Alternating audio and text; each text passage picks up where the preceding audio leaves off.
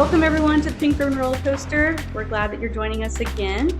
As I told you before, we're continuing this series of Chemo 101 and Lindsey Jackson's with us again. And we are talking about hair loss today. Unfortunately, that is one of the side effects of some of the chemotherapies that breast cancer patients specifically go through. So first, just help us understand, do all chemo drugs cause hair loss? No, and not all hair loss is the same, even if you are on the same drug as somebody else. It can go anywhere from a thinning, which is typically like at the crown of your head, it will thin, to complete hair loss. So not all drugs cause it, and not everyone's looks the same. Okay, so when does the hair loss typically occur? I have had patients time and time again tell me you can pretty much clock it at 2.5 weeks, 2 to 2.5 weeks on the dot. And I feel like sometimes, as patients, we've talked about this before, sometimes we hear one thing and then we forget or we don't think that because it didn't fall out the first time that it's not going to happen. And so you can kind of, have an unrealistic expectation or maybe think that it's not going to happen to you. So I just want to make sure that we are reminding people that unfortunately with the breast cancer drugs specifically, that it will happen.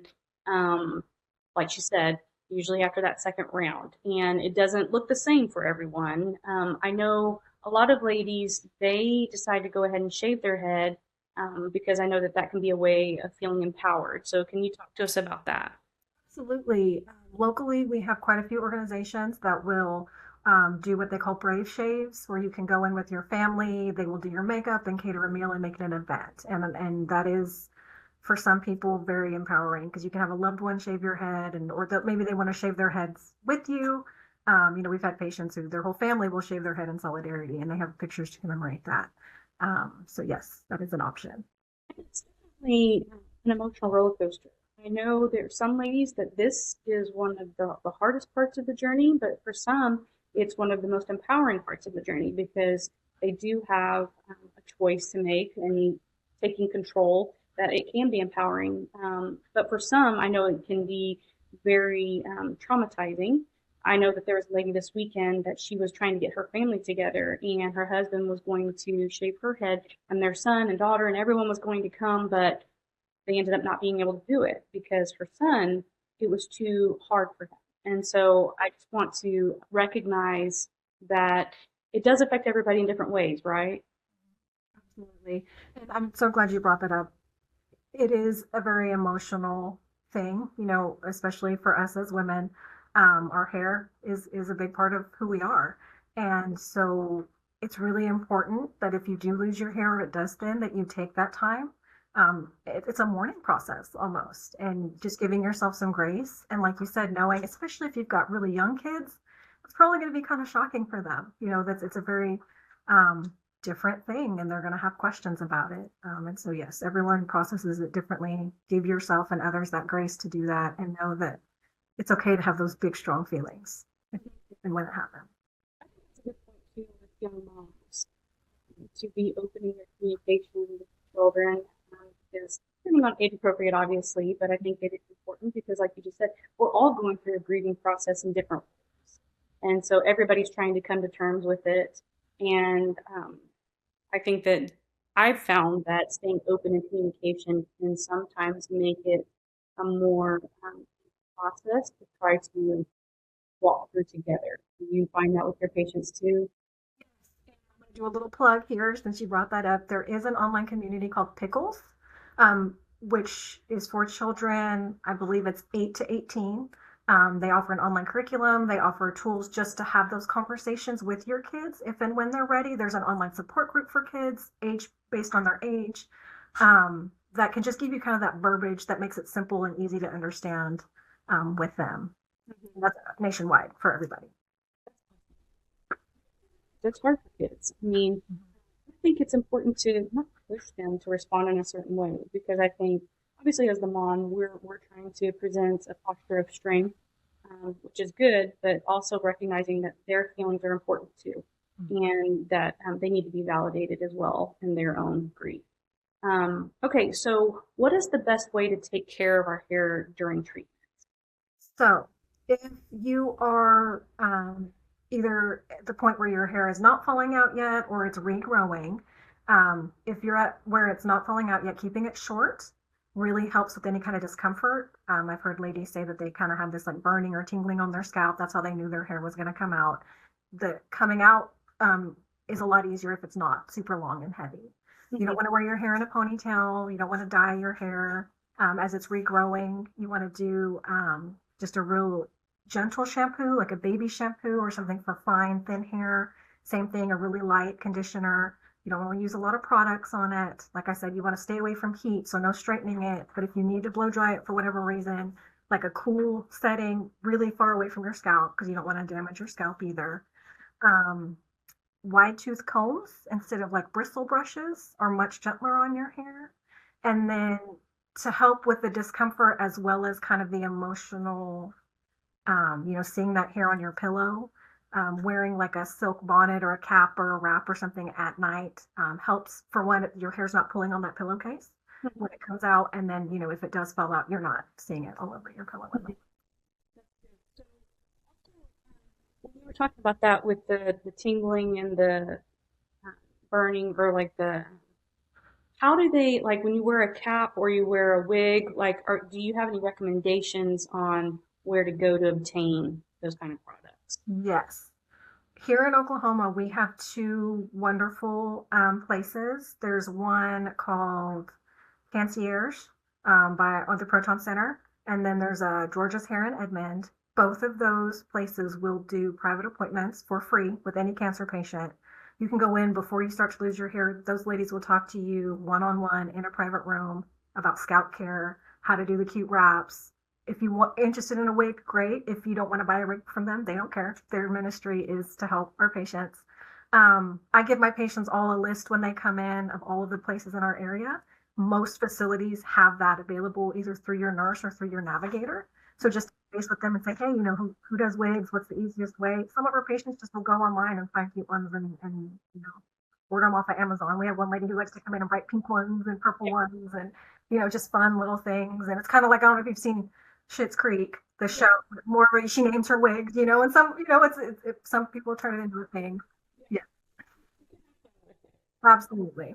Some people who do want more of a real hair wig, depending on your insurance, Yes. sometimes you will be qualified for a certain dollar amount or maybe one wig. But there's a lot of steps to be able to take care of these wigs properly to make sure that they last a long time. So it is really a good idea to go to somebody who specializes in this because there are a lot of different things involved when it comes to maybe like the little cap thing that goes on right here and how it grips on your head, the placement of where you put the wig. They can style them to look like your hair.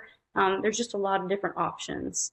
Let me back up. I probably jumped the gun when we first started. First of all, tell us why our hair falls out because of these drugs. Great question. So the cells on our head, chemotherapy targets those cells that replicate quickly. And the cells on our head are those types of cells. So they replicate really quickly. They regenerate quickly. And so that's why our hair falls out. I think it's also important to mention it's not just the hair on your head. Right. It's much less common for the other hair to come out, like your eyebrows, your leg hair, those types of things, but it can absolutely happen. Yeah, your eyelashes. Yeah. A lot of ladies talk about that. Yeah. Now, let's talk about when does your hair typically grow back? 4 to 5 to 6 weeks post treatment. And don't be alarmed if it comes back a little different. Sometimes if you had straight hair, it might come back curly. It might come back a different color. Typically that's temporary. I do have some ladies who their hair came back curly and they were ecstatic because they used to perm their hair. And so it just worked out. And then they didn't have to perm it anymore. And yeah, so it might change a little bit. Like that, in will it stay curly, or once all the medication gets out of your system, will it kind of go back to the way your hair was originally? Most Or people return to normal, but for some people it can be a permanent change or like a semi-permanent, for months change. okay, all right. Now, what about when we were just talking about the eyelashes? I know a lot of ladies that sometimes they don't come back. Is there anything that you can do to help that with the growth of the eyelashes or even the eyebrows too? Yes. So I mean, there are some really great serums and regrowing things. I've heard castor oil works well at, it doesn't necessarily regrow, but it makes the hair you do have left look thicker.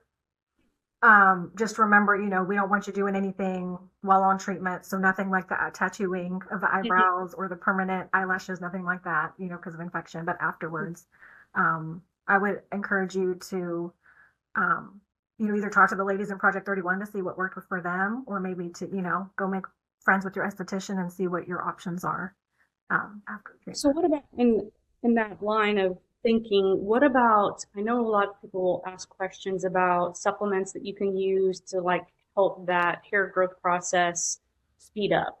Is there Mhm. anything that you do or don't recommend?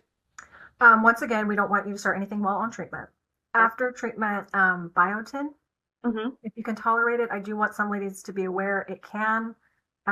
Some people can be sensitive to those high biotin levels, and it can make you kind of anxious or like real hot for some reason. So if that starts happening to you, don't take that. Those B vitamins are really good. Collagen is really good, and just really good nutritional support with your diet. So protein, adequate levels of protein in your diet and those types of things. Yeah, I've even heard like vitamin D um, Vitamin. supplementation. Talk to your doctor about potentially doing something like that. Yeah, I think it's important to talk to your doctor because I feel like there Mm-hmm. are so many different types of supplements that are available Yes, that it's important to get a reputable brand. You don't want to just go by any brand. I think it is important to ask your doctor just to make sure that absolutely. not going to mess with anything that you have going on. Especially because some ladies, I don't know if they counteract with AIs or with immunotherapy or Thank anything you like for bringing that up. Yes. that, to talk to your doctor. Okay, was there anything else that we needed to share when it comes to hair loss? Just remember that if you do lose your hair, the skin on your scalp is skin. So we want to treat it like any other skin. Remember, being on chemo a lot of times makes you more susceptible to sunburns. So make sure you're covering up or wearing SPF when you go out. In the winter, if you lose your hair, we lose a lot of heat through our head. So you got to cover that head up when you go out with a scarf or a hat or something like that. And then just like I said, treat that skin very gently with it, with gentle shampoo, not a shampoo, but just soap, and then moisturize. Yeah, I was about to say that too. It's Yeah. important because it gets dry really easy. Yes. Okay. Well, ladies, I hope that you guys have learned something again today. I know that things are always evolving and changing, and I'm just grateful for you, Lindsay, to come on and share with us. I feel like being educated helps us to be empowered to be able to make choices and just to feel like um, we have a little bit of control in this journey of feeling out of control. One thing we should mention: if you can't afford your wig, talk to your, your doctor, or your nurse about the Access options to and resources that, process. Yeah. especially in whatever area you're in. I'm sure they have local places, and I know other organizations they do offer that. So that's a good point. Thank you for reminding us. Okay, we'll see you guys next time. Bye. Bye.